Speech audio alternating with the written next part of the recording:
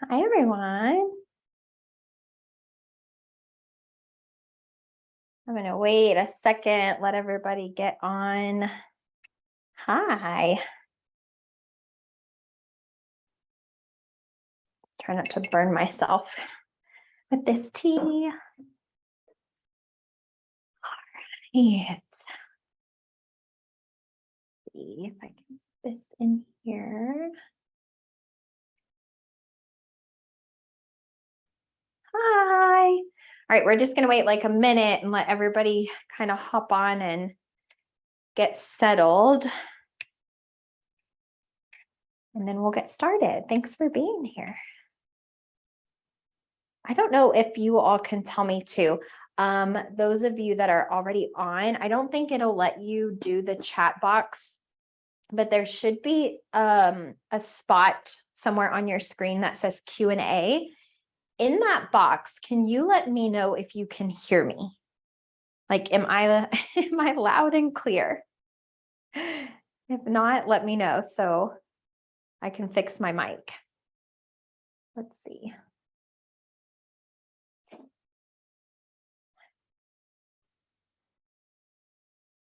Okay. Yes. Okay, perfect. Yay, yay, yay. Hi, everyone. Okay. Thank you all for answering.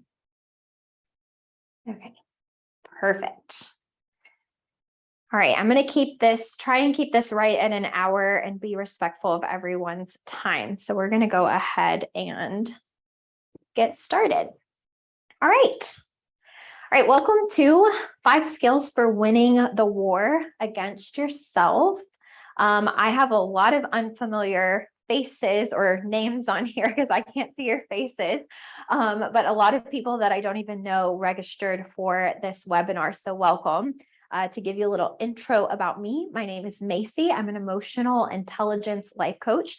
I have been coaching for 4 years now, almost 5, and before I was a coach, I was a pediatric occupational therapist for birth to age 3 kiddos. But what got me into coaching, really the way that I was introduced to coaching was through a mutual friend, and it was nowhere on my radar. My background is that I came from a very challenging childhood. There was a lot of childhood trauma. And I started therapy and counseling at 6 years old and did that all the way up until 23 years old. So if you've ever been in therapy or counseling, I totally see you. I was there for many, many years on a couch every single week, talking through my hardships, my traumas, all of that kind of stuff. And even still, my everyday life felt very heavy and very challenging. I had this super strong complex of always having it all together, trying to make it look as perfect on the outside as possible. And yet on the inside, a lot of the times I felt like I was crumbling. And that was very heavy weight to carry around. So a mutual friend reached out to me in 2016 and said she was working with a life coach. Did I want to meet the life coach? And of course I said, no, I do not want to meet the life coach because I was so used to being strong and doing everything on my own. And so I didn't like asking for help. So if any of you guys are on here and it's not the norm, it's not what you would normally do. I'm so sorry. I yesterday woke up with a cold and I was like, not today, Satan. I've got a webinar to do. But if any of you all have been that person where you've shown up and you've tried to be strong for a really long time, meanwhile you feel like you're crumbling, I totally understand. So I turned her down for meeting the life coach, and then it kept coming up in my face. It was like that serendipity kind of experience where I guess it's just meant to happen. And I realized that a little later. I was reading a book and it mentioned life coaching, and I thought, oh, that's weird. There's that word again.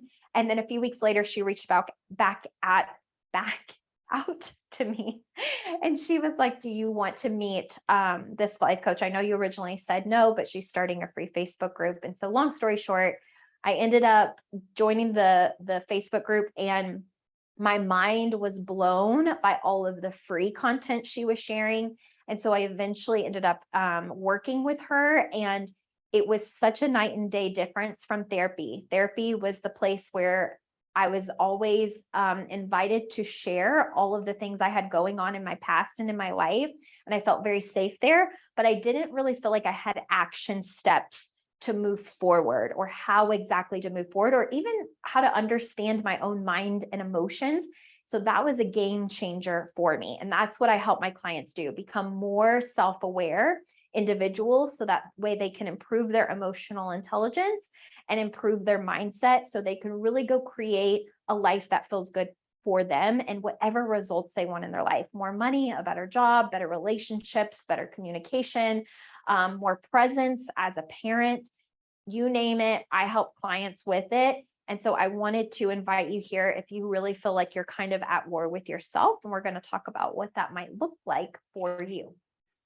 So we're also going to talk about a little bit about what I am seeing a lot of and work with a lot of clients on. But first, what you can expect in being here is we're going to kind of cover where you may be currently and where you want to be. I'm going to go over the 5 skills that absolutely need to be mastered in order to win the war against yourself. I'm going to teach you a concept within these 5 skills that I think is really going to help you get unstuck and move forward in your life. Some of my clients will be familiar with this, some will not, depending on how long they've been working with me. But if you're brand new here, it's very possible you've never heard of it before, and it may really help move the needle for you. We are going to spend just a little time at the very end. I'll tell you, if you like this work and want to continue, I'll tell you how you can do that. And I will also answer all of your questions. So what I would recommend is that while you're here, just be open to the new ideas, be in a place of coachability, right? Hearing new things. Sometimes the brain doesn't always like hearing new things. But if questions are coming up for you, maybe write them down and then put them in the Q&A at the very end, because I'm not going to check the Q&A right now. But at the end, I'll say, like, what are your questions? And you can type away and I will do my best to answer all of your questions. And we're going to, again, try and keep this right at an hour, because I know there are people from all over the country. So some of you are just getting home from work. Some of you are wanting to probably go to bed. So I want to be mindful of that. So I would like for you to ask yourself, what war might you be in right now? The common things that I see are people being extremely stressed out in their life on a day-to-day basis. So you're carrying a lot of stress with you. You're trying to hold it all together. It may look like being on autopilot and having tasks that you're trying to get done each and every day. But just kind of feeling like it's overwhelming and it's drowning you a little bit. Anxiousness, if you feel a lot of anxiousness in your body and a lot of emotion coming up for you on a daily basis, but you're not really sure what to do with it, that might be kind of what you're going through right now. Feeling disconnected from yourself or from others. So the way that this has shown up for clients recently in some consults that I've been on is just feeling like you don't even know what you need. You're just in a place of survival and being everything for everybody else. And when it comes to what you need for you, you don't really know what that is right now. You're very disconnected from yourself, or you feel like you just want to disconnect from the world because you're trying to figure out exactly what it is that you need. It may look like burnout. It may look like feeling very overwhelmed by everything and not really knowing where to go or how to even get yourself started. You may feel depressed from time to time. And when I say that, I don't really mean like chemical-based depression, but more so like I'm in a funk and I know that I'm not normally like this. And so because of that, like I'm feeling out of sorts. And I don't really know what to do with it. It's not my norm. And if I could figure out exactly what's going on with me, then I think that I would feel a lot better. It may feel like your emotions control you. Again, all of these being emotions that are coming up a lot and not really knowing what to do with them. And it also might be that your mind just never stops, and that in itself is exhausting. So if you feel like I can't sleep, I can't rest, I can't sit still because my mind is just going constantly, then that might be kind of a war that you're at within yourself right now as well. a mind that never stops chatting with you.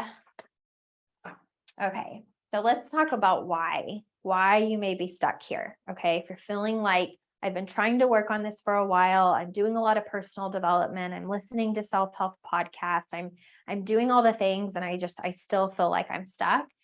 One of the reasons could be that your brain, it uses its current level of awareness to solve for the problem, meaning that whatever you see as a problem in your life right now, your brain can only use its current level of awareness to solve for it. So that means if you don't have a lot of the awareness or tools, you can't really get yourself to solve the problem. So you're trying and you're taking in a bunch of information, but you're missing that like implementation piece as well. The second thing is that the skill set required may not currently be in your toolbox, which is one of the things that I'm here to help you with tonight, is add some things to your toolbox so that you expand your awareness, and that way you can kind of be onto yourself, onto your mind, onto your emotions, onto your behaviors, onto maybe the results that you're seeing pop up into your life. I'm hoping to help expand your toolbox a little bit during this hour. The third thing is that maybe you've learned how to temporarily cope to feel temporarily better. So we're going to talk more about this, but what this means is that you are using distraction in your life in order to kind of get through that kind of, when I talked about a little bit earlier, that autopilot behavior, it's like I'm just kind of going through the motions and keeping myself busy and not putting myself in a situation where I would have to sit and think. I'm just trying to do whatever I can to keep from going down the rabbit hole. That's the third reason why you might be stuck, because there's some vital things you have to know about that. And then the fourth thing is that your brain is focused on comfort over growth.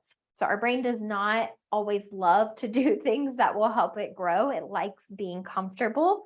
So if you're not super aware that your brain likes to do this, it will, even though logically you can say, I want to grow and I want to be better and I don't want to feel stressed and anxious or depressed, or I don't want to feel like this anymore, I really want to move forward. Your brain will say, yeah, that's great, but it's way more comfortable over here where we've been, because then we don't have to learn anything new. We don't have to become a different version of ourselves. And sometimes that's what keeps us stuck as well. We're going to talk about all of this more in depth. So how to know if any of the stuff that we've talked about is you, if you're still like, I don't know if this is for me or not. If you're buffering or distracting yourself, and we're going to talk a little bit more about what that might look like. If you have all of your time occupied, so if you constantly keep stuff on your calendar so that you don't have to think a bunch, okay, you don't have to be alone with your thoughts. If you're overcommitting yourself, I see people do this constantly. Like even if you're already stressed and overwhelmed, saying yes to everything or everyone. One, because maybe you're people pleasing and you're afraid of hurting their feelings, or you're afraid of letting someone down because maybe they have expectations of how you've always shown up, and maybe you have been the person that always shows up. But if you're burnt out and tired and fatigued and not taking care of yourself, you might feel exhausted, yet you will continue to overcommit yourself because it's who you've been, and because you would have to deal with some uncomfortable emotions and breaking some expectations that people have of you. If you find yourself staying busy a lot, so these kind of all go together, but if you're constantly like, I need to stay busy, otherwise I'll go crazy, which runs into having a story of I'm not able to sit still. I cannot sit still. This was me years ago. That's how I felt. I felt like I couldn't sit still. I was constantly going, constantly making plans, doing whatever I could to distract myself. Because if I sat still, I felt like my brain was going to go crazy. Like I did not like the way that it felt to sit and be bored. So we'll talk about that as well. Or it can run the complete opposite, where you feel like you can't even get out of bed. Like you've gotten to the point of so much burnout that you're like, I can't even get myself to move forward. And what I've been hearing most often on consults and with some, new clients I've started with is, I know what I need to be doing. I'm just not doing any of it. I cannot get myself motivated. I cannot get myself to do the things I know would probably help me. And I just keep talking myself out of it and self-sabotaging. So if you're there, that might be you too. And then the last one is that you may hate feeling negative emotion, and you hold yourself to a standard of being strong for others and put together. And I put in parentheses on the outside, because this was another common trait for me personally, in that I didn't even know how to be with any kind of negative emotion. And I held myself to the standard of I have to be the one that's put together and strong, or everybody else in my life is going to fall apart. And people expect me to be strong. And so I don't have time to melt down. I don't have time to be stressed or to feel my feelings. Like, I've got to be the one put together because I am the glue. And that was really the title that I put on myself. And it was also very exhausting. So maybe you're in this place too, where you really have this complex where you're like, I have to be strong and put together. Otherwise, everything will fall apart and shit will hit the fan. So if that's you, I see you. I know exactly what you're putting yourself through. Okay. All of that creates a dance. And when I say a dance, what I really mean is it creates a cycle. Okay. So it's like this dance that you don't even want to be dancing it. You're trying to get out of it, and yet you're stuck on this hamster wheel. And what it will look like is creating your life full of more anxiety, like more stress and more anxiety, more feeling stuck and more feeling overwhelmed. This also shows up as lack of self-trust. So something I've been seeing come up a lot for people is them saying, like, I don't trust myself to make decisions. Or if I do make a decision, I start thinking it's the wrong decision. And I really start self-sabotaging in that I'm probably doing everything wrong. And so if you get in this cycle, that, that is a dance that you're kind of doing with all of those negative negative stories and limiting beliefs. It may also look like little to no confidence, which can show up a lot when it comes to emotional intelligence. So I typically offer, actually not typically, I always offer my clients an emotional intelligence assessment. And one of the number one things that I see is a lack of self-confidence, which on the assessment is called self-regard. And it's the way that you think about yourself. And so the more that you ignore the things that are going on in your life that are making you feel this way, the more it creates a lack of confidence, because your brain stops believing that you have the power to fix it. Like, you really start feeling like almost like a victim to life happening to you rather than life happening for you. And so it's this dance that feels very uncomfortable, in that like I don't feel confident in my abilities, and I don't really know how to get myself out of this mess that I feel like I'm in. More negative emotion is something you may be dancing with. And then also feeling suffocated by your life. I know that's a little intense, but that is truly how I felt years ago when I was in the midst of this. It was having a lot of crappy external circumstances that were absolutely impacting my inner peace. And I did not have the emotional intelligence at the time to deal with it. And so I felt very suffocated in my life. And all of this in turn impacts your overall life and well-being, how well you operate in the world, how well you navigate stress. It impacts your mental and emotional health overall, which then in turn impacts your physical health. Okay, because long-term stress is not good for our body. It can truly make us physically ill. It can impact your relationships, the way that you're showing up with your partner, your intimacy with your partner, your communication with your partner. If you're feeling blah and not good, it absolutely can run into all types of different things. And even if you are trying to show up for your partner, if it's not from an authentic place, not only do sometimes they feel it, but internally you might feel resentment building up that you're not getting what you're needing and not knowing how. And in turn, that can create a pretty vicious cycle as well. Parenting, it may impact your parenting in the sense that you don't feel super present when you are with your kids, because your mind is a million different places. And then it can even impact your work life and how you're showing up with your coworkers, how much patience you have, if you're snapping at them, if you have very little tolerance for the human body because you're not getting what you need and you're at war with yourself every single day. So these are really important things to cover because a lot more people are going through this than you probably realize, and you might even be one of them.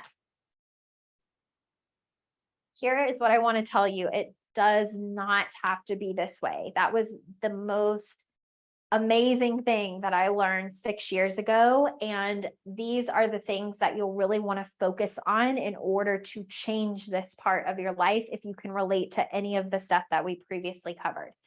So focusing on knowing the patterns of your mind and interrupting them. And we're going to talk about that. So I'm going to help you with that today, actually. Strengthening your emotional intelligence, AKA called EQ. So sometimes you'll see emotional intelligence abbreviated in the industry as EQ or EI. And being able to strengthen that is super important. Emotional intelligence is really just a fancy way of saying how you emotionally show up in life. So when life presents you circumstances, it's how you handle yourself emotionally. Some of us do better at that than others. Years ago, whenever I took my very first emotional intelligence test, it was in grad school. They made us take it.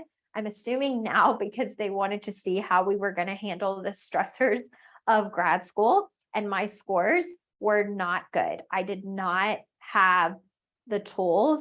And looking back now, I know why I was struggling so badly with everything in my life, because I didn't have the emotional awareness and I didn't know it was this fixable thing. I thought, I suck. This is where I am. And this is just where this is how it's going to be. And it's just not true. So you can strengthen your emotional intelligence. And actually, I took another assessment, the exact same one, almost 8 years apart. I took it last year when I got certified in it so I can offer it for my clients, and night and day difference. And I promise you, like, it will shift your life so much as you're building this skill. And we're going to talk about some of that tonight as well. Another thing to focus on is becoming more self-aware so you can decide what cycles you want to stop. The key word here is decide. Once something becomes a part of your awareness, then it's a choice as to whether you keep going the way you've always gone or if you change it. So it's very powerful to improve, like increase your self-awareness, but then you get to decide what you do with that self-awareness. If you keep following the same patterns, or if you decide, you know what, I'm really sick of this pattern, it is absolutely self-sabotage or not putting me in the place in my life where I want to be, I want to change it. And by focusing on all of these things, what you do is you end up taking your power back. So if you can relate to any of the stuff that we previously discussed, you're likely giving a lot of your power away right now. And I get it, because that's where I was too. I was giving so much of my power away. You will learn the control that you do have. Okay. You'll have a more expansive perspective, which results in new outcomes in your life. You'll stop believing the narratives that are not serving you. So when I say the narratives not serving you, those are all of your beliefs. That's beliefs like I'm not good enough, I'm not smart enough, I'll never be able to change, I'm stuck like this, it's because of my trauma. Any story that you say to yourself over and over and over again becomes a part of who you are without the self-awareness. And so I really want to help you kind of learn how to rewire some of that tonight.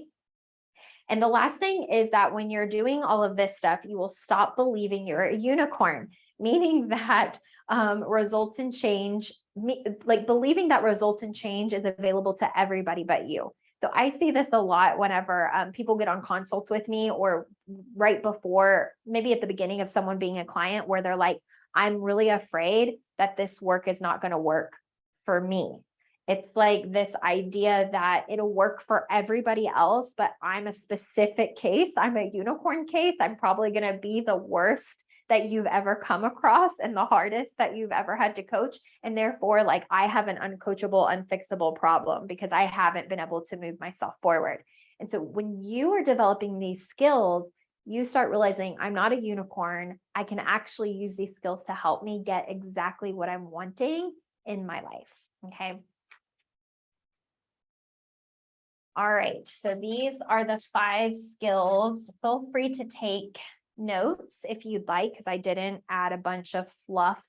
I want to talk about them just out loud. So if you need to, you can absolutely screenshot this or take notes. But these are the 5 skills that I constantly come back to year after year after year with every single client. At this point, I have coached hundreds of people over the course of 4 years.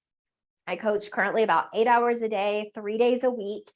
And it never fails that whether someone is coming to me about money, business, their career, their relationship, their parenting, their self-belief, self-confidence, it really doesn't matter. No matter what they bring me in a coaching session, doesn't matter. I always am coming back to these 5 things. It's always like, if I could just like take out my brain and insert it into theirs to where they have built these 5 skills, everything in their life would be so much different, like so different. Like they would have a whole new perspective and a way of showing up.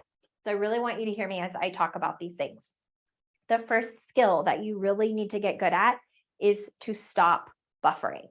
So buffering is a fancy way of saying distracting yourself from the emotions, the thoughts, the things that you have maybe held and carried on inside of your body for however old you are, especially if you do come from a more challenging childhood where there were traumatic events. It doesn't mean your whole, childhood was traumatic per se.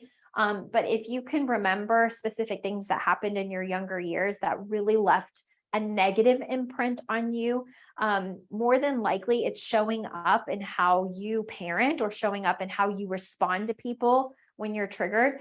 And if you don't have the awareness skills, you don't even know. And so a lot of times what we will do to avoid pain, because our body anticipates pain, is it will buffer. Meaning that every time you feel stressed, every time you feel anxiety, every time you feel depressed, you go and maybe have alcohol. You get on your phone and you scroll and you watch reels and reels and reels in other people's lives for hours to avoid your own. You watch endless amounts of TV, right? Netflix, you can finish probably a whole series if you're really good at buffering, and you're not doing it solely for the pleasure. Like if you're really onto yourself, it's like, what if I had to sit with myself in silence? Could I do it? If I had to sit in nothingness, could I do it? And for a lot of us, we'd grab our phone, we'd turn on the TV, we'd listen to music, we'd go work out excessively, maybe at the gym. You might find that you're using alcohol, you're eating, not because your body is telling you you're hungry, but it's saying you're bored or you don't want to feel negative stuff or all the drama that's going on in your life. And so eating will make you feel better. So overeating, it can be sex, it can be a bunch of different things. Think of it as distractors that you may use to temporarily feel better. So it's kind of like what I mentioned a few slides back. Whenever you're doing something temporary to feel temporarily better, it doesn't last. You have to keep doing it. It can even be shopping. People who shop a lot to feel better, it's their form of buffering. So everybody kind of has their go-to method of buffering, getting high, right? Smoking marijuana or whatever, using a cigarette every time you're stressed out. We have our way that we buffer from the stressors of our life. But when we're buffering, we're not addressing, we're doing a temporary coping mechanism to feel temporarily better. And so to get really good at this, you have to be onto yourself when you're buffering. For me, it was my phone. I could have my phone with me 24/7. And at the time when I learned about, buffering, I had an online business. And so I would always use the excuse, I'm working my business. And my family and friends would be like, there's no way you're constantly working your business 24/7. Like you're just looking on social media or Pinterest or whatever. And I would be ready to fight them. I would be like, no, you don't understand because you don't have an online business. I'm not addicted to my phone. And I remember reading a book where it talked about it was talking about all the ways people buffer. And I was like, that's not me. I don't overdrink. I don't overeat. I don't do all those things. And then it got down to phone and social media usage. And it was like a rock that hit me in the face. And I was like, Oh, I think my family and husband were totally right. I totally use this to buffer from my stressors. So to combat winning the war against yourself and in your mind, you have to be onto yourself about where you're buffering in your life. The second thing is understanding and managing your mind, which is a skill. The more that you understand how the brain works, and not so much in a scientific, boring way, and I'm actually gonna teach you a concept that I think is really gonna serve you and try to make it as fun as possible. But the more that you understand how your mind works, the more that you can be onto yourself. One thing that you need to know is your brain is always going to choose comfort and pleasure over anything uncomfortable that it anticipates will be not as much fun. So it's more fun to be on your phone scrolling than it is addressing why you're anxious in the first place, right? And so if you can get super clear on all the ways that your mind is keeping you exactly where you're at in cycles you don't even maybe want to be in, you're going to get much further in your life. You're going to feel a lot better on the other side. And I am living proof of that because my mind used to control me all the time. The third thing is facing and processing your emotions, getting really good at doing this. That means, again, buffering is a big part of this. Managing your mind is a big part of this. But one thing that people maybe don't understand is that we often think that our circumstances are what make us feel really bad. So if you have a really hard parenting relationship, like with your parents, and they act a certain way towards you, you might think that them being who they are makes your life difficult. The circumstance makes your life difficult. I'm here to tell you that it is never the circumstances that are making your life difficult. It's whatever your brain thinks about it. And a lot of times, if we're using that same example, your brain will subconsciously and sometimes even consciously offer things like, I wish that it was a different relationship that I had with my parents, or parents shouldn't act this way, or this is not how parents should be showing up in a child's life, even if that child is you as a grown adult, right? So your thoughts generate emotions in your body. That's what's really important for you to understand. Subconscious thoughts and conscious thoughts generate emotions in your body. And then based on the emotions that you're carrying on a day-to-day basis in your body, impact the actions that you take or don't take. So it impacts the way you show up. If you're carrying a lot of heavy emotions of stress, anxiety, and depression and feeling that a lot, you are likely in a place of inaction, not doing much about it, not really doing much to change your life because your emotions are taking control and you haven't developed these skills yet. Because again, it takes awareness to even know what you're missing in order to move forward. And so because of that, your actions are actually creating your results based on the emotions that you're feeling. Okay. So when you really get good at facing and processing your emotions, you have a different level of awareness for yourself. And that will help you be super onto yourself, like a little detective of why you're showing up the way you're showing up, and really getting clear on why you're seeing the results you're seeing in your life. And if you don't like the results, the great thing is that with awareness, you can change it.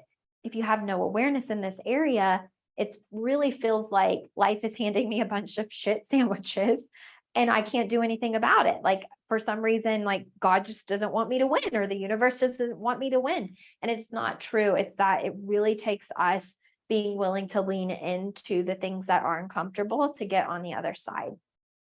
The fourth thing is taking radical responsibility. And I would say this is probably the number one most important.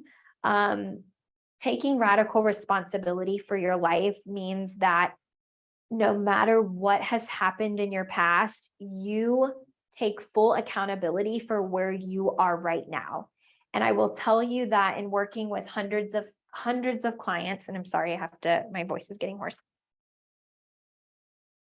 In working with hundreds of people over the last 4 years, it's really easy to point the finger and blame. Okay. Blame everybody else for what is happening in your life or the way that you're feeling in your life. It's easier to point fingers at the person who's hurt you and feel like, you know what, they need to apologize or they need to be different in order for me to feel better. And I will tell you, I did that my whole life for 17 years in therapy, sitting on the couch week after week after week, note after note after note that the therapist took. And I never felt better because the people that I placed all of the responsibility on didn't care to change. And so when we're not taking radical responsibility, we're giving all of our power to external circumstances, meaning that those external circumstances have to change in order for you to feel better. That's why you feel stuck. That's what will keep you in a place of helplessness. I don't know how to move forward. I don't get it.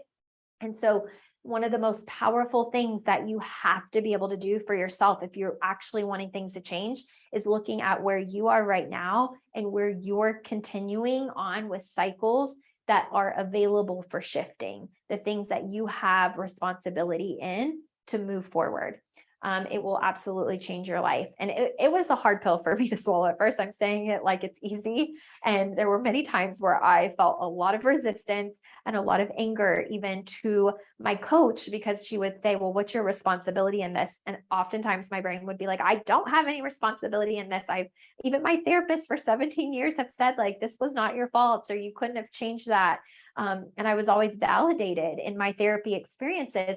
But again, you give the wand of power away, so to speak, right? When you're waiting on other people to be different than who they are in order to feel better, or the circumstances to change in order to feel better. So the sooner you can take radical responsibility, the better your life will be. And then the fifth one is you have to be able to have your own back, meaning that you have to hold space for your own transformation. You have to know that nobody is coming to rescue you. As sad as that sounds, you have to be the one that has your own back to rescue yourself. And if you're not in a place where you feel really good in your life, or you're not getting the results that you know you could, or that you really desire, you have to go back to, like, what do I need to do to have my own back? And the way that I think of this is going into highest self work. So those of you that are not familiar with me may not know, my podcast used to be called Becoming Your Highest Self. It's now called This Is Not Your Practice Life. But it was really teaching people, and continues to teach people, how to have their own back and step into their highest self, meaning the version of yourself you aspire to be and want to be in comparison to where you are now. So for me, even 8 years ago, I complained all the time. I blamed people all the time. I had this complex where I was trying to appear strong on the outside and I was crumbling on the inside. And I was waiting for everything around me and everyone around me to change. My money to change, my time to change, my career to change, people to change. And, there came a point where it was like, I have to draw my line in the sand if I want things to be different. And I have to have my own back and know that, people are not coming to rescue me. I have to be willing to step into my highest self and rescue myself. So that is very, very important. So with that being said, I'm going to teach you a concept. Again, if you want to take notes, you absolutely can. It's going to be under this category. So within each of these, there are concepts and processes that I teach clients that will really help move them forward. And I wanted to teach you one of those today, and it's underneath the Understand and Manage Your Mind portion. And it helps you see deeper how your brain works. And it's called the 95 versus 5% concept. Okay. Sorry, I don't know what is going on with my throat, but I'm like trying to lose my voice. And I'm like, no, I've got to make it through this webinar. So the beautiful thing about our brain is that once it learns something, it does a really good job at remembering it forever, which is great. Autopilot really serves us in a major way. So when I say this, I mean, you don't have to relearn how to tie your shoes every single day, how to go to the bathroom every single day, how to brush your teeth, make a cup of coffee, drive, get from point A to point B and wherever you're driving to. Once you've decided that you're going to do something and then you practice it or make it a habit, it's really great in that your brain remembers it and it can kind of take over in this autopilot mechanism in order to make your life more simple, efficient, and comfortable. And in that way, it's wonderful that we don't have to relearn everything every single day. The exception for that being that I, used to practice as an occupational therapist, or people with, when you get a traumatic brain injury, or when you know someone who's maybe had a stroke, they often have to relearn things that they once knew very well because it impacted their brain. So for a lot of us, we don't have to worry about that. Once we know something, we're good. The downside of that, the absolute crappy, awful part of that, is that is what keeps us in the cycle of stuck. That is what keeps us in the emotions that are not serving us, in the thoughts that are not serving us, in the patterns that are not serving us. And that is why it's so hard to change. So when people say, I know what I need to be doing, or I know what I could be doing to move myself forward, I'm not doing it. And I want to tell you exactly why that is in this example. I'm very much a visual learner. So you will find that if you are a client of mine, if I could on the podcast, I would totally draw everything out. But I tend to, whenever I'm teaching and coaching, I like to have drawings because that's how my brain really learns the information. And I spared you. I didn't hand draw. I went and printed everything, so it was more organized. But here's what you need to know. We have only 5% brain power. That's the easiest way to say it. Only 5% of our brain power goes to starting something new, deciding to do something different. 95% of our brain power goes to familiarity, what we've always known, what we've practiced most, the thoughts and feelings and beliefs we're most familiar with. Okay. And so it's good news and bad news. For the things that are serving us in our life, it's really good news. For the things that we're not so happy with and the results that we would like to change in our life, this is where we come up against resistance. So the example that I wanted to give you is that think of like a 12-month-old baby. Okay, there's a day where they decide, I want to go from crawling everywhere on the floor to standing and walking. I want to get to that thing on the TV console that I'm probably not supposed to touch. And so they make a decision in their mind, like, I'm going to go from crawling to standing to walking. Okay. And so that's when you see them pull up on something and then they try to take their first step. And in the beginning, it's a very challenging thing. They take a step, they fall, they take a step, they fall, they take a step, they fall, and it repeats and it repeats and repeats until one day they take a step, they take another step and another step and another step, and they repeat it so much that they become amazing walkers. Okay. What happened in that moment is that their brain, when it decided that it was going to walk, use the 5% of brain power, which is basically like our determination, our willpower, our motivation. Okay. And it decided, and it kept practicing over and over and over again until it got the skill down.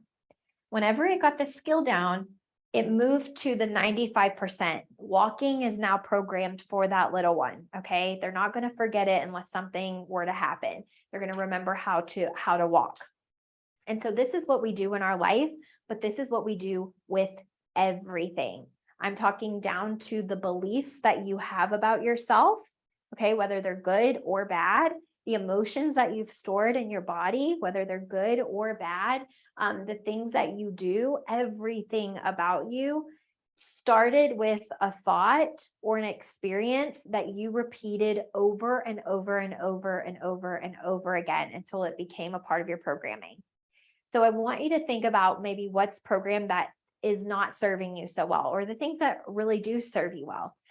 For instance, people that are like, I'm not worthy of that, or they question their worth a lot, or people that say, I'm not good enough. Anytime we use an I am statement. So I want you to think of all the I am statements that maybe you have in your life where you say, I am lazy, I am fat, I am ugly, I'm not good enough. I am, insert whatever you think about yourself. It starts with one thought, but if you've said it to yourself over and over and over and over and over again, okay, you've moved that thought into the 95% of your subconscious brain, that this is where you now operate from. Meaning that whenever you go to change it and you want to be more self-confident, that's great. But if you don't have the awareness of how the brain works, what you don't realize is you come against resistance.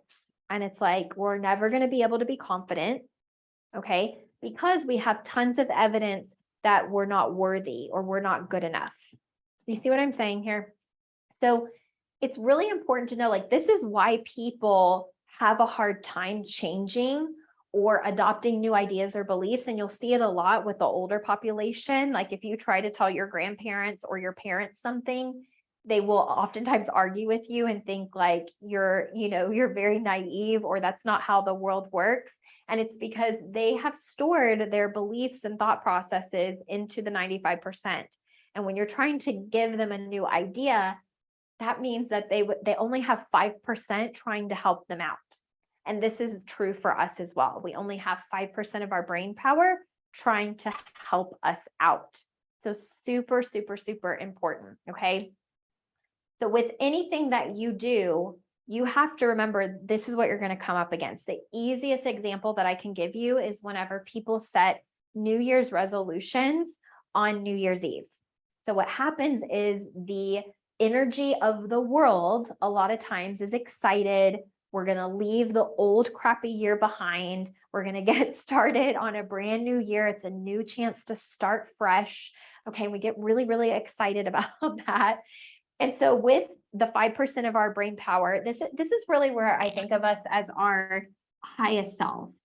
Okay. Like the version of us that we want to be. And then this is more like our current self. And so your highest self will be like, I'm going to eat healthy and I'm going to work out. I've wanted to do it so many times in the past. I've failed a bunch in the past, but this year it's going to be different. I'm going to commit and I'm going to do it. Okay. This is what you'll see people doing. You might even be this person as well with whatever it is. I'm going to write in my planner every single week. I'm going to pre-plan our family meals. Doesn't matter what it is, but I see it happens most often with like workout routines and eating healthy. And so you get excited, you're motivated, and you decide what you're going to do. And maybe for the first 6-7 weeks, everything is going really, really well. And you're like, oh my gosh, I'm doing it. I'm working out. I'm eating better. I feel good. I'm so healthy. I'm so excited. And you're proud of yourself. And then one day your husband or partner or whatever buys donuts and brings them home for the kids. Okay. And you're like, oh my God, why did you do that? And you're staring at this donut box. Okay. What happens a lot of times is that, again, 95% of your brain is working against where you're trying to go. Okay. So you see the donut and your brain reminds you that in the past, you've never been able to stick to anything you've started. You've never been able to lose the weight. You've never been able to be consistent. And it'll say things like, I am not consistent. You're not consistent. We love eating donuts. Actually, donuts would be much better than eating broccoli. And so your brain will start all of the patterns that you have kind of fallen victim to a million times in the past. So there's a lot of evidence here for it won't work. It never works. You're not this person. Okay. And so your current self starts kind of bullying the you that you're trying to become. And one of two things happens. Either you go, no, this is who we're going to be. I'm going to keep eating healthy. I'm going to keep working out, or I'm going to have a donut, but I'm going to have balance. I'm not going to go eat like 6. I'm going to have one or a half of one and I'm going to be good. You either operate there, or the 95% totally takes over. You eat one donut, which turns into two donuts. Then you don't go to the gym that night. Then you start the cycle of we've ruined it. And instead of coming back and starting at the gym and eating healthy the next day, the 95 says, it was really stupid of you to do that diet in the first place because you never, ever follow through with diets. And also, did you know that there's a cookout that's going to be happening, or Easter that's going to be coming, and you love your aunt's creamy hash brown casserole and you wouldn't want to miss out on that? And then you're going to not eat the kids' birthday cake cupcakes or whatever at their birthday party. And so your brain really starts a cycle of like, this is not who you are. This is who you are. This is who you are. So this is comfortable. This is not. I'm going to do everything in my power to try and keep you as who we've always been. This is why whenever clients come to me and they're like, I know what I need to be doing and I'm not doing it, I immediately point them in this direction. I'm like, of course, because you're up against the 95% of your brain that is not used to being the highest self version of you. You're saying that you're miserable at your job, okay, and that you want a new job, but you have 95% of your brain saying this job's safe, this job pays me X amount, and I know exactly what I'm going to make. I know that I can call in sick and not get in trouble with my boss, or like if my kids get sick, I know kind of what my bonuses are going to be. And so your brain will fight, okay, against where you're trying to go. And this is why people have a hard time changing. This is why people stay in unhealthy, toxic relationships, because even like abusive relationships, logically, they know, right? 5% of their brain power will be like, this is not right. Why are we doing this? We know we deserve better. Okay. But the thought of leaving, the thought of, especially if you have kids involved, the thought of co-parenting, the thought of what will life look like if I leave and make them angry, all of those thoughts stored here are going to try and talk you out of who you're trying to be and where you're trying to go. So this is what you are up against when you say, I want to get out of the stress, I want to get out of the anxiety, I just want to stop feeling depressed, I want to end my cycles, I want to win the war against myself. This is you saying that, right? That's what got everybody on the webinar, right? Is the desire. You use your 5% to even show up for yourself tonight. But more than likely, what you're going to come up against is your brain saying, yeah, but it would be too hard to change. That isn't who we've been. That would take too much work, take too much time. What would be the point? And you're going to have all of these thoughts come up that don't serve you for the long run, because this is what's easy. It's autopilot, it's familiarity, and it's comfort for your brain. Okay. So I really want you to think about that as you're making decisions in your life. No matter what decisions you are making in your life, there's going to be the decision that's going to set you forward, and you have to choose it. And the important thing, before I forget, is that you have to choose it over and over and over again. And the beautiful thing is that the more that you choose doing the thing through the resistance, it eventually moves from the 5% and becomes programmed in the 95%. And the patterns that you don't like in the 95% start to dissipate. They're not as strong of connections. Okay, so that's really, really important. It's like working out and eating better right now might be really, really hard, but when you've done it for a year, for two, it just becomes a part of who you are. And people will be like, God, I want to be like you. I want to, look like you, or I want to feel good like you. And you might tell them, like, it was hard. I really struggled in the beginning. And the thing is, people think that they're a unicorn that's never going to have the same result. And what they're basically saying is, my brain just doesn't work like that. Well, guess what? Nobody's does if they don't have the self-awareness. This is what keeps people in cycles they don't even want to be in. This is what keeps clients from making even decisions that are going to move their life forward. And sometimes I forget that people don't know this, because back when I started, this work, I was also in this place where I was motivated, but I chose to do the things every day to get me standing up here. And so it's so like where I am today is such a big piece of my 95% that I forget that there's people in the world that don't know this stuff.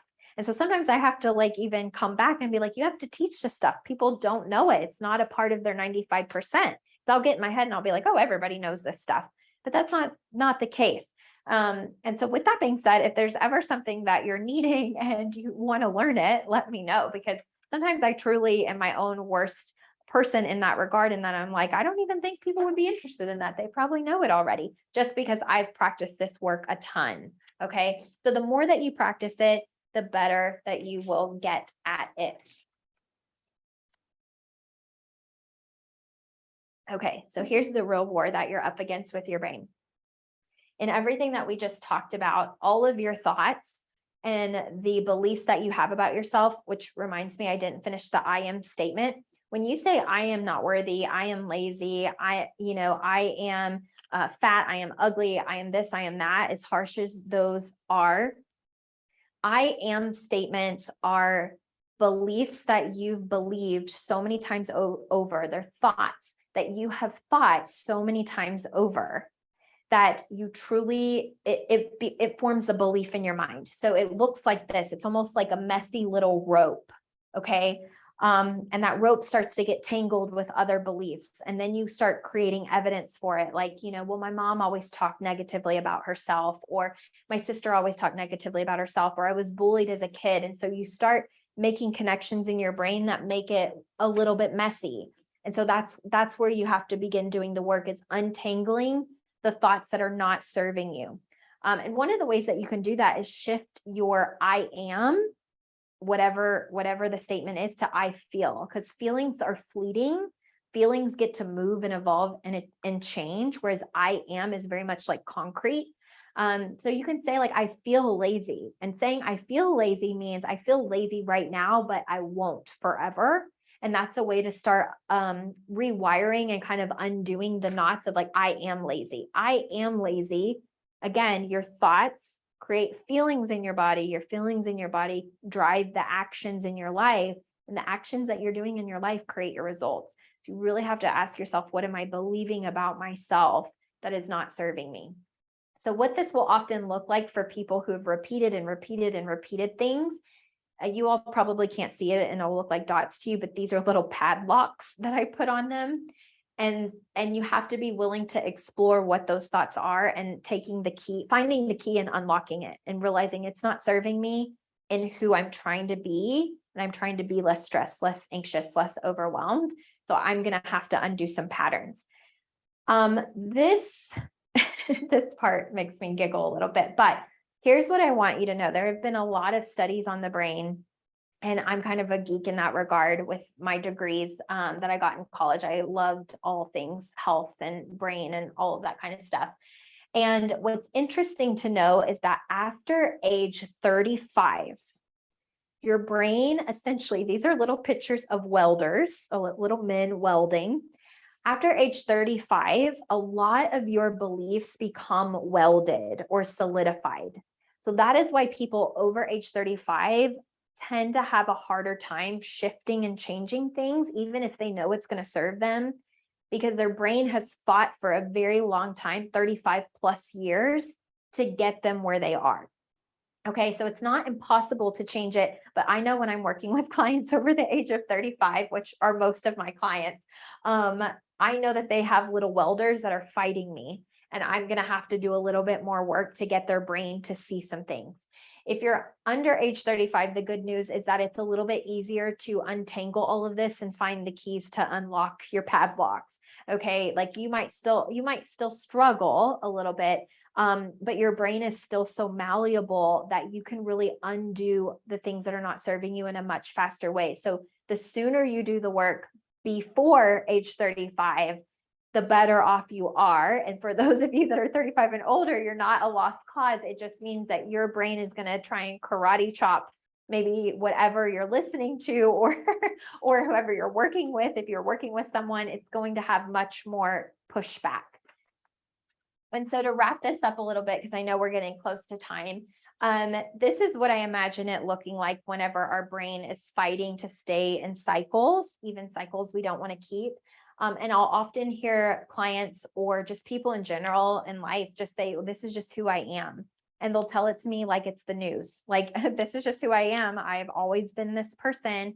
I can't change it. I've always been this way. My mom is like this too. My sister's like this too. It's genetic. That's why I think like this. And it's just so interesting to see where our brain really fights to stay where we're at, even if you say that you're miserable. It's like staying in a relationship you literally cannot stand, and you know on the other side there could be someone so much better, but your brain is like, yeah, but it would be so uncomfortable to leave this situation because of the unknown, right? So people do that to themselves a lot. So the questions I want you to kind of I want you to think about as we wrap up are, what thoughts and beliefs is your brain fighting to keep?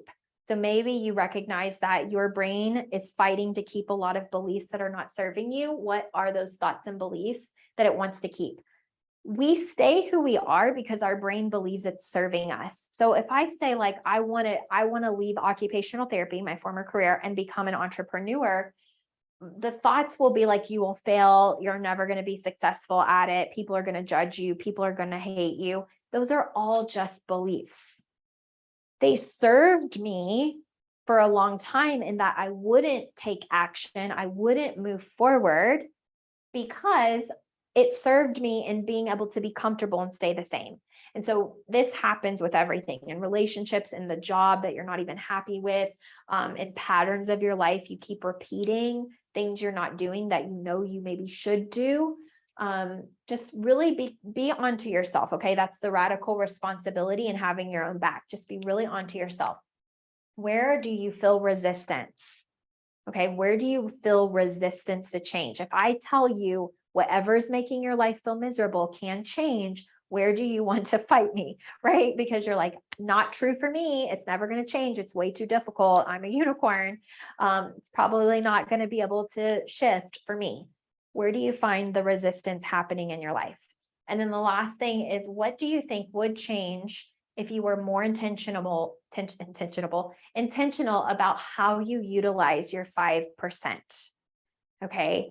So go back to that 95 versus 5% and think about, if I was making more of my decisions from where I want to be, knowing that 95% of my brain power is going to try to push up against me, what would I decide to do anyways, knowing that if I keep making that decision, it's going to move me forward? Okay.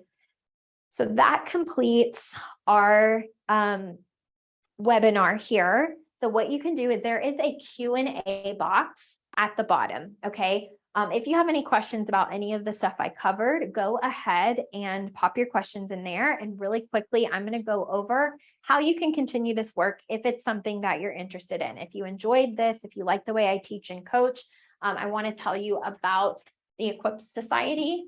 And then I will get to all of your questions in the Q&A. So make sure that you're popping any questions down there. The Equip Society, really quickly, is my group coaching program.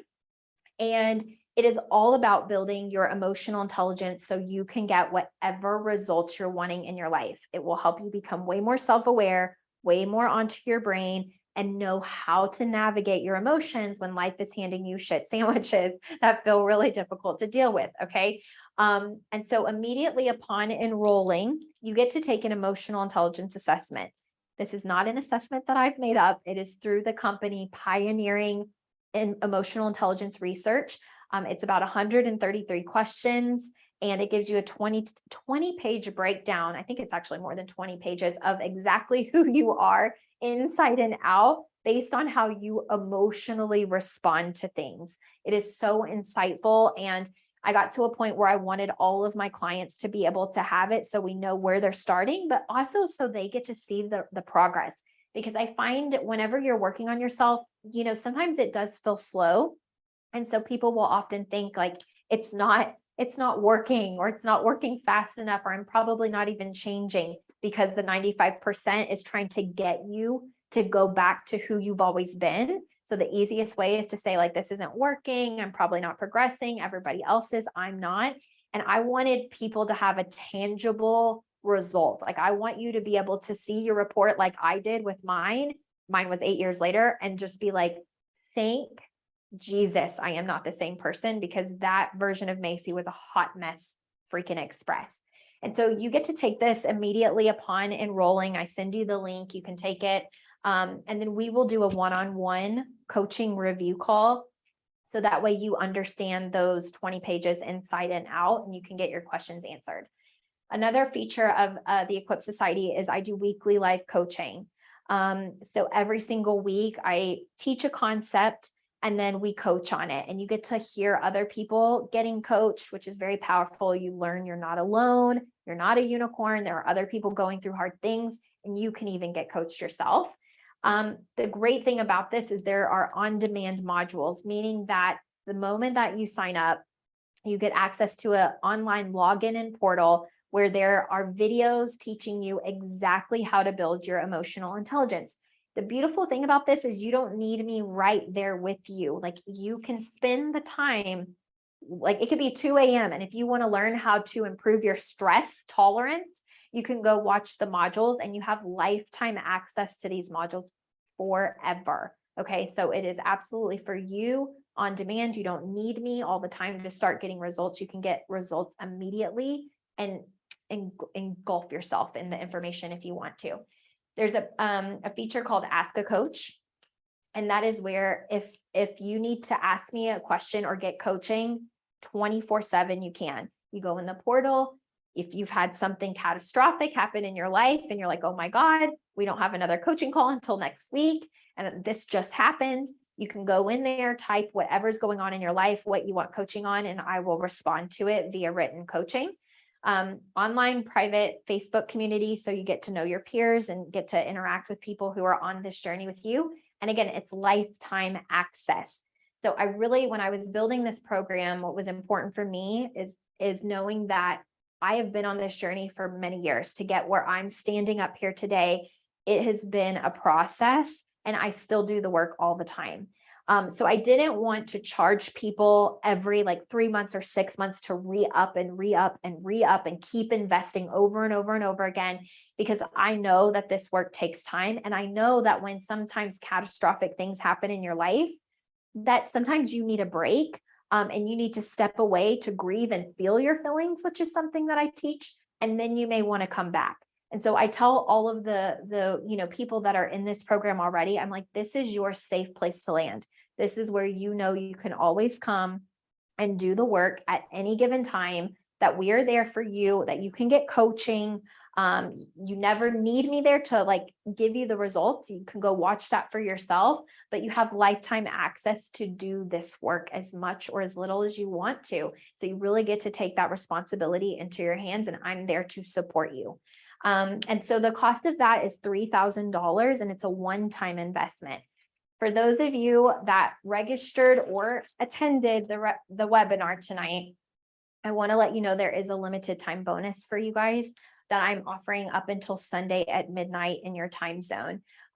So if you do decide that you want to join us and continue this work, you will get quarterly one-on-one calls with me. That's for the lifetime of the program. So that is in addition to the group coaching you get. You can also work with me one-on-one every single quarter and get coaching on whatever it is you need. I find that one-on-one coaching calls are very valuable. So I wanted to add those in. And then also you can join with a payment plan. So if paying the $3,000 one-time investment is too much and you're just not able to do that, there is a payment plan option. So basically what will happen is an email will go out to you, and actually probably already did. And there is there's a button for both the pay in full and a payment plan if you want to continue this work. And if you do so, I will get you all set up so you can take your emotional intelligence assessment. And we can start this process together. Okay. So with that, I'm going to peek. It looks like there are some questions. If anybody does need to hop off, you are more than welcome to, if you don't, want to hear everybody's questions. But I do think it'll be valuable. Okay. So, I have a question saying I'm trying to avoid getting back in the same cycle. I had my husband move out 4 weeks ago and have felt happy and free and at peace. He has been staying with his brother, but he can no longer stay there. So I allowed him to come back. We have kids together.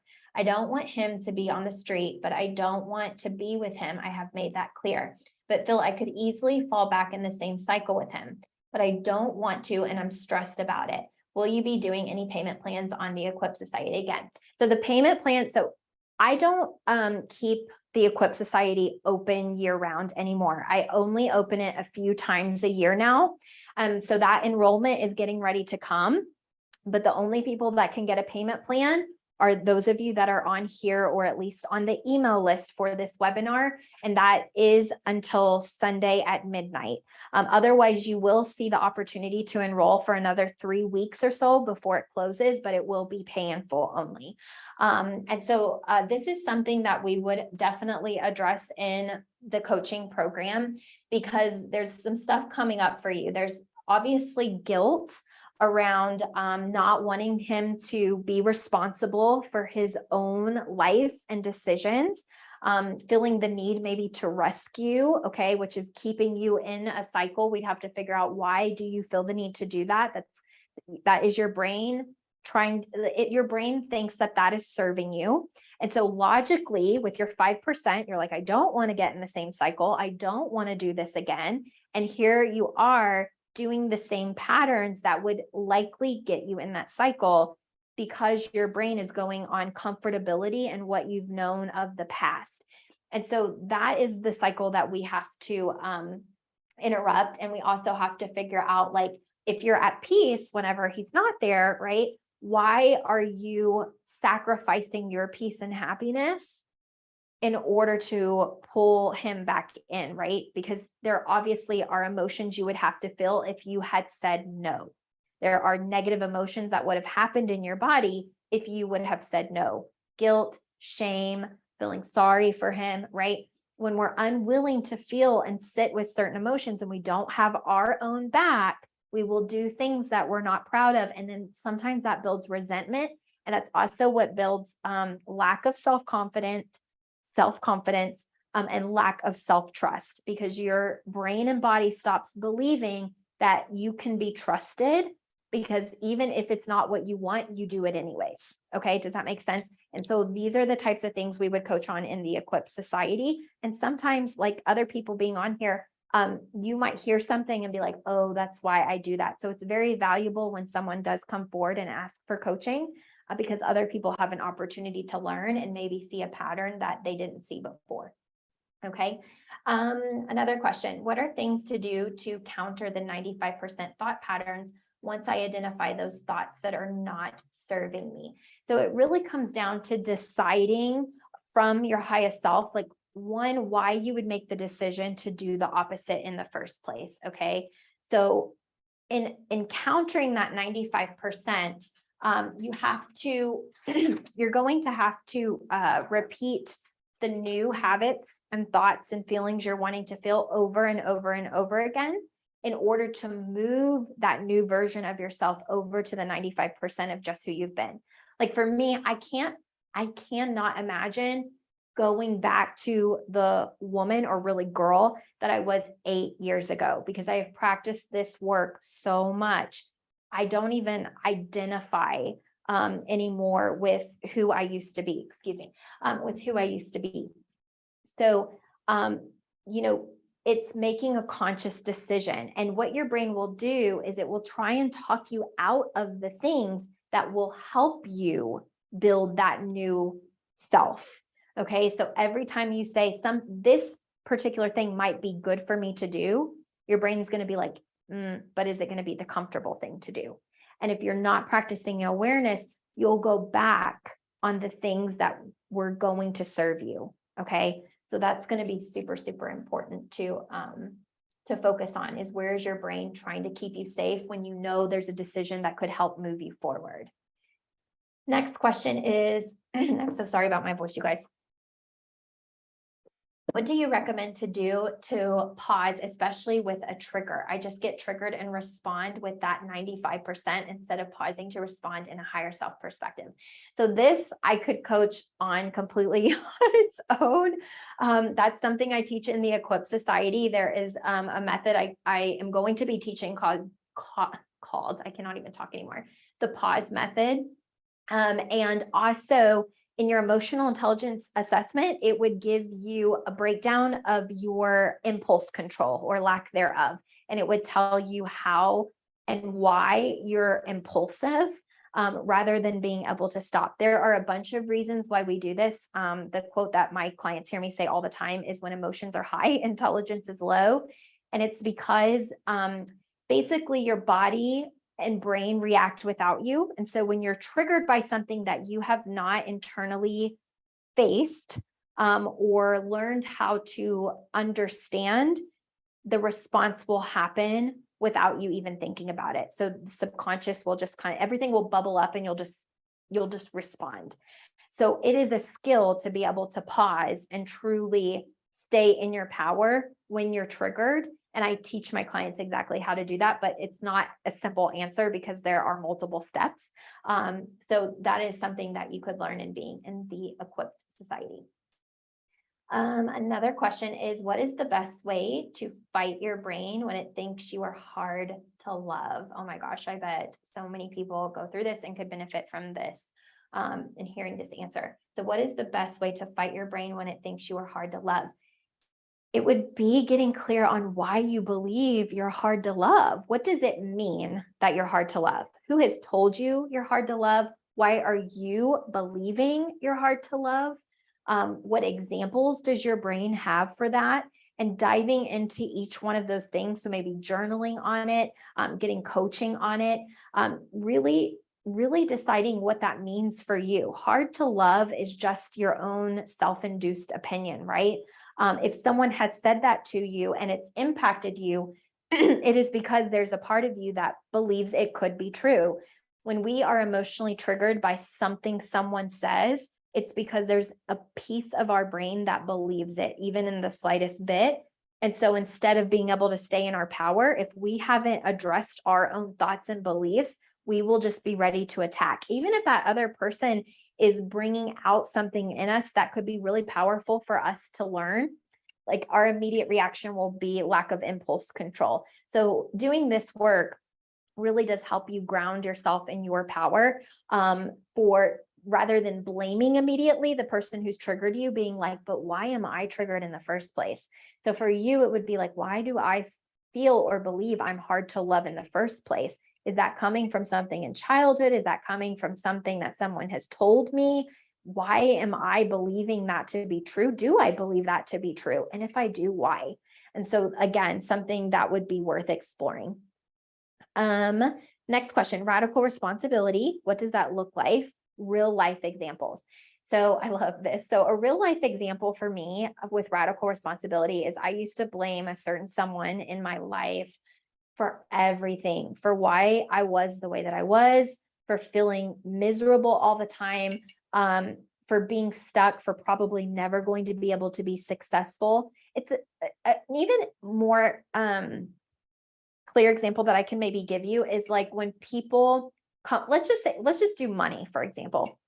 If you came from a house that, like, I had grandparents that were like blue collar, like my papa was a blue collar worker. My grandma worked 30 something years as a special needs public school bus driver.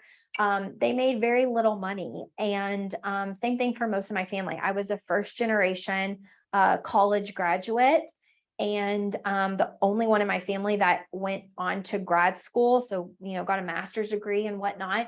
And a lot of times the belief that I had a lot of beliefs like I'll never be able to make a lot of money, because I took on a lot of the beliefs even of my family, like rich people are snobs, or making money is bad, or rich people are greedy, or whatever that they said, right?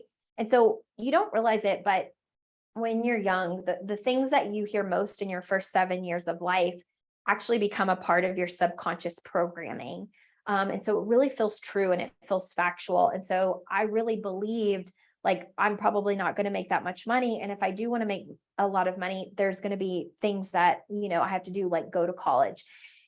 It was very easy to blame all the times I had a negative bank account. It was very easy to blame my upbringing, blame my family for the things negatively that they taught me about money, the scarcity that they had around money, the times that they would borrow money from me. It was just easier to be like, you're the reason I'm like this. Like, there are other people that don't have this misery because they were raised better or because their parents believe differently. And I put all of my responsibility in my negative bank account on my circumstances, on the fact that I wasn't born with the golden spoon. My family background wasn't perfect. And there was a lot of blame there. And radical responsibility was being like, I may not have had the upbringing ideally that maybe I think that I should have, but nobody is keeping me here in my negative bank account but me, right? Nobody is going to change it but me. If I want to feel differently, if I want to experience a different life, I have to drop all of the limiting beliefs. I can't believe what my family believes. I have to be okay with however they're going to judge me. I have to stop judging me. I have to clean up my own thoughts. Okay. And I have to take radical responsibility for where I'm trying to go in my life. And so what radical responsibility is really like, you have to stop the blaming. You have to stop looking at everybody else for why you feel the way that you feel, or you think the way that you think, and really say, but how am I keeping myself here? How's my brain trying to keep myself here? See, whenever we're a victim, we don't have to change anything. When you're blaming everybody else and you place power into their hands, you then tell your brain whenever they fix it, we'll be good to go. Okay. The problem is they're not coming to fix it. They're not coming to rescue you. And so people stay in the same patterns for 10, 20, 30, 40 years until they're on their deathbed. Like, I could have had a different life, but they never did because they never took radical responsibility for the things that they could. So your past is not necessarily always your fault, but where you are right now and the decisions you're making are absolutely your responsibility. All right. Does anybody else, let's see, what are examples we can do to take our power back? So kind of, I think, goes into that responsibility piece that I just talked about a little bit, but taking our power back is really looking at where we're giving our power away. In your thoughts, where are you giving your power away? In your emotions, where are you giving your power away? Where are you assigning responsibility to your circumstances? So another example is like whenever people say, I'll be happy whenever I have more time. I'll be able to live my dream life once my kids are 18 and grown up and out of the house. I'll be able to feel really good and more secure whenever my significant other starts treating me better. I'll be happy whenever I make more money, right? We oftentimes are using circumstances to try to feel better. And in doing so, we give our power away. How can you feel good where you're at?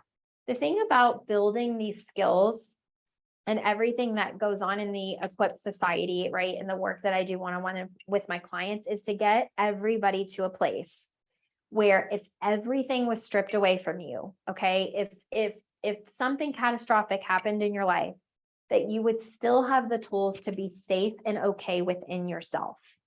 Okay. And that is priceless. Seriously. I know that if everything ended tomorrow, or if everything was ripped away from my life, the things that make me cozy and comfortable now, you could take it all away. You could take the money away. You could take it all. And I know I have the brain power to rebuild, to be happy, because it's not my circumstances that make me happy. Circumstances can make you temporarily feel good emotions, but then when they're taken away, if you're not doing this work, then you're miserable and you're relying on circumstances to feel happy. What I am saying is that whenever you're doing all of this work and you're really getting self-aware and emotionally intelligent, everything can be stripped away and you're still going to be okay. And you know that you have the tools to rebuild it all, to be happy with wherever you're at, with whatever you've got to work with. And that can really change your life. Okay. Are there any other questions? Let me just go through and check. I don't see any. So with that, I just want to say thank you so much for joining me on today's webinar. I really loved having you here. I will be sending out a link with a replay if you want to go back and watch this. Again, if you want to take advantage of the limited time bonuses and join us in the Equipped Society, you can do so. You will get one-on-one coaching calls with me every quarter, and you will have the opportunity to use a payment plan. Again, you have to do that part by Sunday to get the bonuses.